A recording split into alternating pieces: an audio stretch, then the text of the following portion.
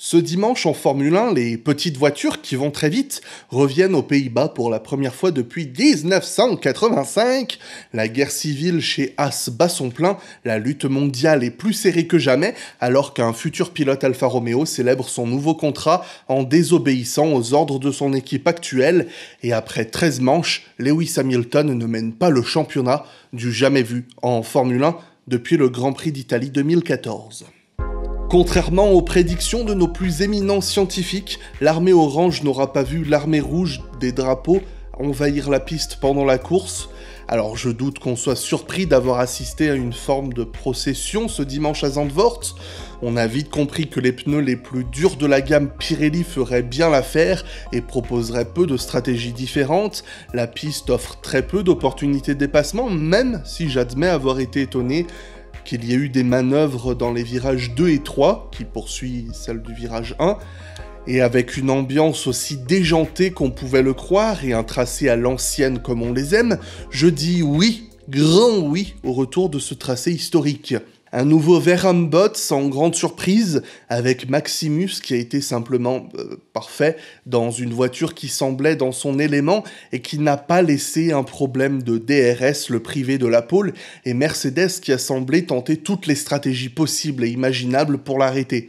Hamilton a aussi été purement brillant tant sur son dernier tour de qualification que sur la course. Il semble avoir fait tout ce qui était humainement possible pour embêter Verstappen, mais ce week-end, c'était pas fait pour les Mercedes. Quant à Bottas, bien qu'il ait gâché sa dernière tentative en qualification, il a semblé dans le coup tout au long du week-end, avec ce type de circuit qui semble lui convenir parfaitement, mais ça n'empêche qu'en termes de rythme de course, c'est toujours insuffisant. Alors il faut aussi mettre à son crédit qu'il était sur une stratégie conservatrice à un seul arrêt, et qu'il a dû rouler un peu à l'économie sur le premier relais, mais j'ai bien l'impression qu'on en attendait un petit peu plus en termes de rythme de course, et comme en France, il a commis une erreur au plus mauvais moment, lorsqu'il avait l'avantage de la position en piste face à Verstappen, après qu'il se soit arrêté évidemment, et il a commis une petite erreur et au final il n'a pas vraiment permis à Hamilton de revenir. J'ai pas envie de m'étendre sur son dernier arrêt en toute fin de course pour laisser de la place à Hamilton de faire le meilleur tour. Hamilton a besoin de tous les points possibles et Mercedes préfère sacrifier Bottas pour avoir Hamilton champion plutôt que compromettre Hamilton pour s'assurer que Bottas puisse battre une McLaren au championnat pour finir 3e. Et le petit point statistique et le petit point nombre inutile, Max Verstappen remporte son 17e Grand Prix, devenant le 17e pilote avec le plus de victoires, mais surtout, il passe Sir Stirling Moss et lui vole le triste record du plus grand nombre de victoires sans le moindre titre. Espérons que dans les prochains mois, les prochaines années, Max pourra rendre ce record, au célèbre champion du monde sans couronne qui nous a quittés l'an dernier afin de conserver une part historique dans la Formule 1. Sergio Le Checo Pérez continue de payer cher son manque de vélocité le samedi, bloqué en Q1 à cause d'un simple manque de performance sur un tour, mais aussi à cause de trafic pendant son dernier tour rapide. Et si c'est toujours aussi déplorable de voir cette dégringolade des seconds pilotes Red Bull depuis quelques années, je dois avouer que Pérez fait au moins ce que ses prédécesseurs n'ont jamais vraiment donné l'impression de pouvoir faire proprement, se faire pardonner un petit peu le dimanche en remontant de la voie des stands jusqu'à la 8e place. Il n'empêche que sans un blocage de roue en tentant de dépasser Mazepin en début de course, il aurait pu peut-être espérer mieux qu'un top 5 et il n'aurait pas eu à faire cet arrêt supplémentaire en début de course. Quant au zigzag de Mazepin, on en parlera un petit peu plus tard. Comme à son habitude, il a brillamment géré sa stratégie pneumatique et bénéficié d'une fin de course avec les pneus tendres. Il a également bénéficié un petit peu du coup stratégique de McLaren qui laissait Ricciardo ralentir les autres pilotes pendant que Norris étendait son relais. Et étant donné que Pérez a passé une majorité de la course derrière Norris, il en a un petit peu bénéficié. Mais s'il avait pu le dépasser un petit peu plus tôt, je suis sûr que ça n'aurait pas fait de mal à son résultat final. Au final, Checo prend la 8e place à Ocon dans les derniers tours et il finit dans les échappements de Pérez et même de Alonso.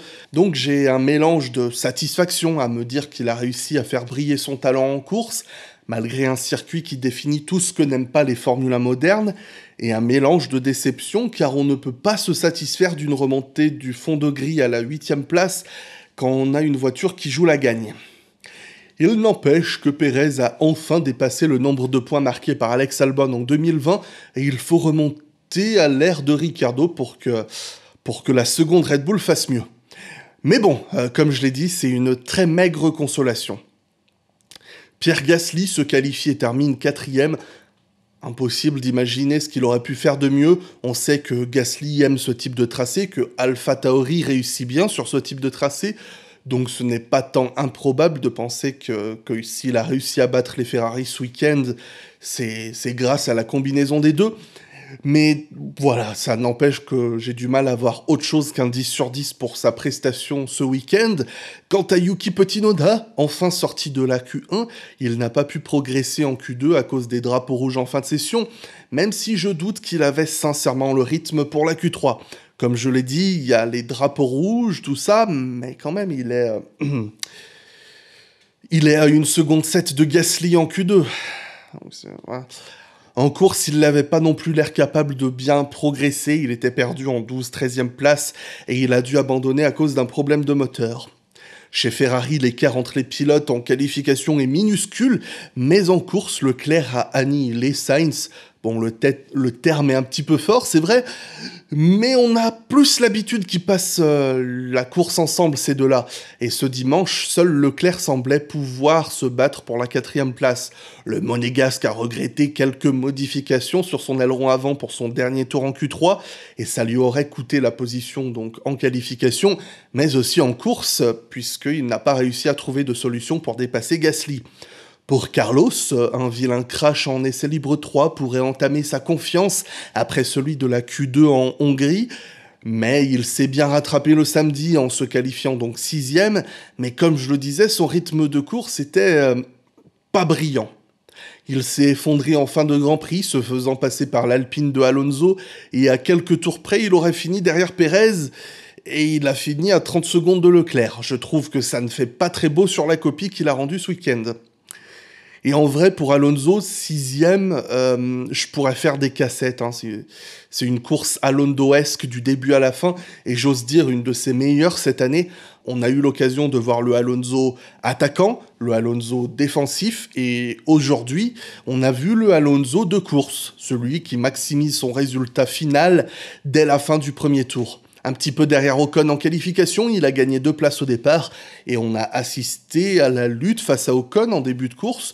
On sentait arriver le bon vieux Fernando Esteban is faster than you, mais on lui a gentiment dit Fernando, tu veux pas accélérer un petit peu ?» et Nando, il a répondu « Ah non, mais moi j'ai pas envie de rester derrière Sainz, c'est tout. Hein. » Et j'ai ces flashbacks de Monaco 2007, quand Hamilton semblait prisonnier derrière un Alonso trop lent, alors qu'en réalité Alonso était sur un rythme de croisière, tranquille pépouze, en train de ménager sa mécanique.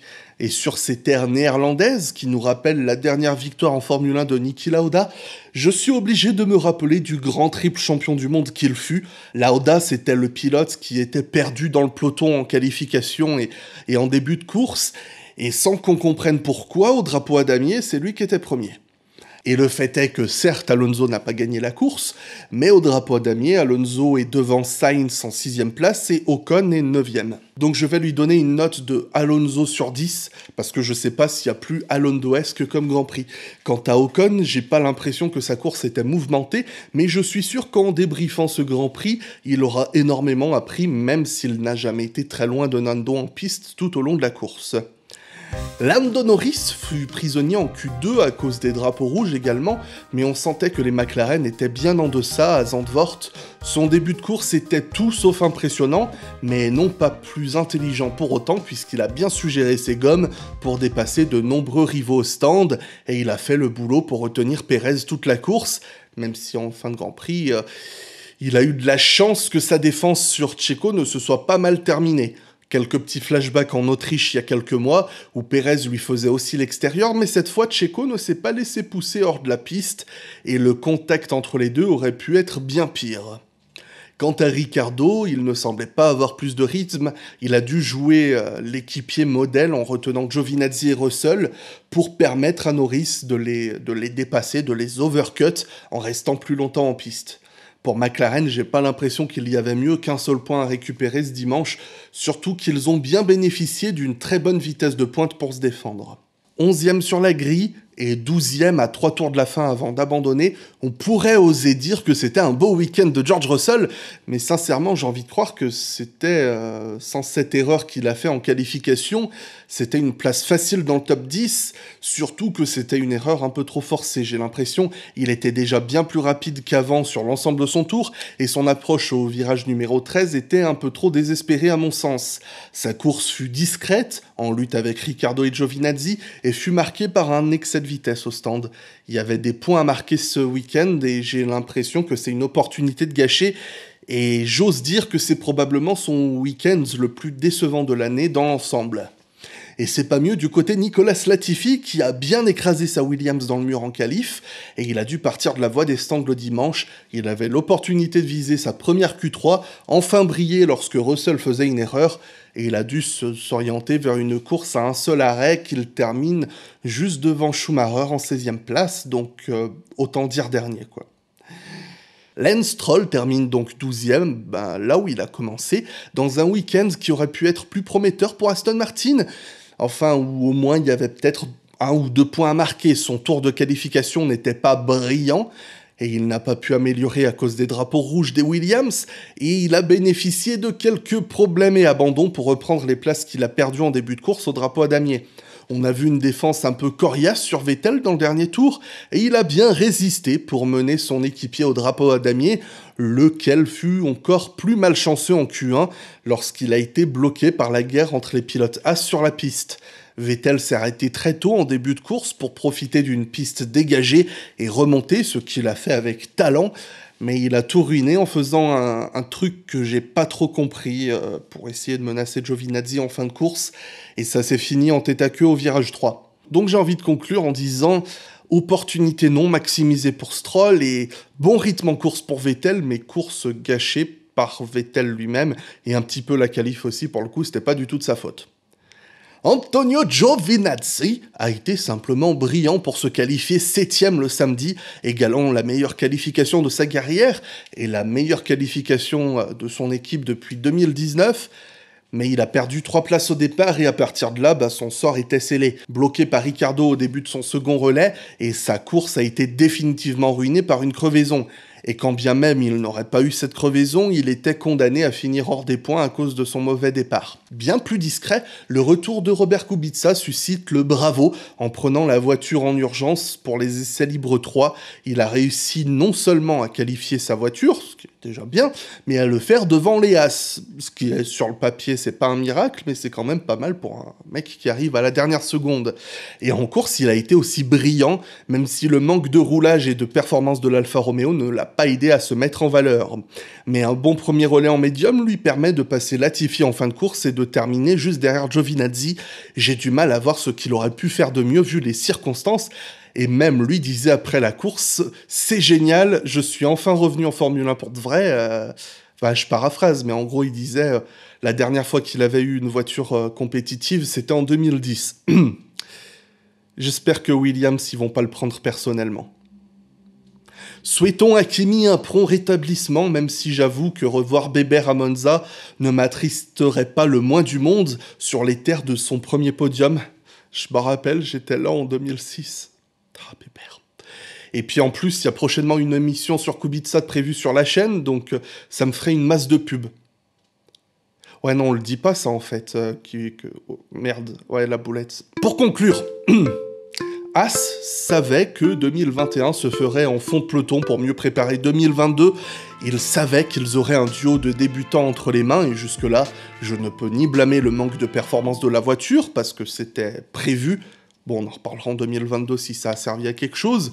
Je ne peux ni blâmer des débutants de faire des erreurs dans une voiture piégeuse, Mick Schumacher est un talent plus que certain qui a démontré son calme, sa douceur dans la voiture, et en même temps un pilotage très mature, efficace dans les catégories inférieures, et qui semble, en tant que jeune garçon, totalement détaché de la pression de son nom de famille, et qui semble au contraire embrasser son héritage familial sans que ce soit un fardeau.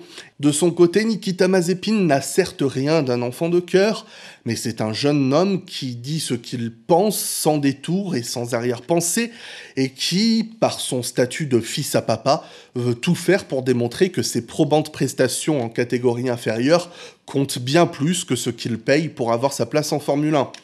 En gros, on a deux gamins très intéressants, mais aussi très différents. Chez Haas, on a eu par le passé un duo très contrasté avec Magnussen et Grosjean, qui a pu poser des problèmes également. La différence, c'est que ces deux derniers ont eu la maturité de laisser leurs embrouilles en piste et ont réussi à s'inscrire humainement au sein de la famille Haas et ont tout fait pour grandir avec l'écurie. Et en opposition, je vais insister sur le terme gamin que j'ai employé pour les deux autres, qui s'engueulent par médias interposés et qui semblent diviser l'équipe en interne avec d'un côté le clan Schumacher et de l'autre le clan Mazepin. Quand on considère que Schumacher est populaire et performe relativement bien cette année, alors que Mazepin est en claire difficulté et semble avoir du mal à s'intégrer, il n'est pas étonnant que le conflit qu'il existe actuellement empire la situation.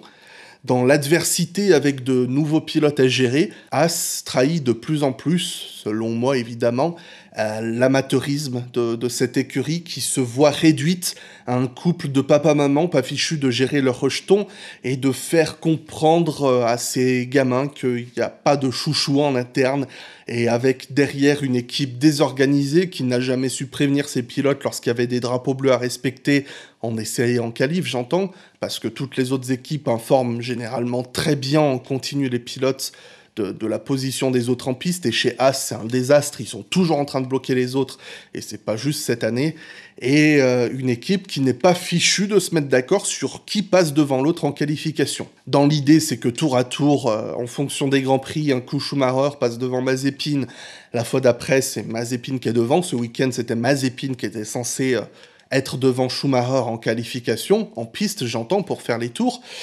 Et Schumacher, quant à lui, avait besoin d'un tour de sortie plus rapide pour mieux chauffer ses gommes, et on lui a donné le feu vert pour passer Mazepin lors du tour d'installation, et Mazepin n'a pas été prévenu que Schumacher allait le dépasser, et du coup il a pris cette manœuvre pour une forme de trahison et un coup politique interne, donc ça va certainement pas aider la situation.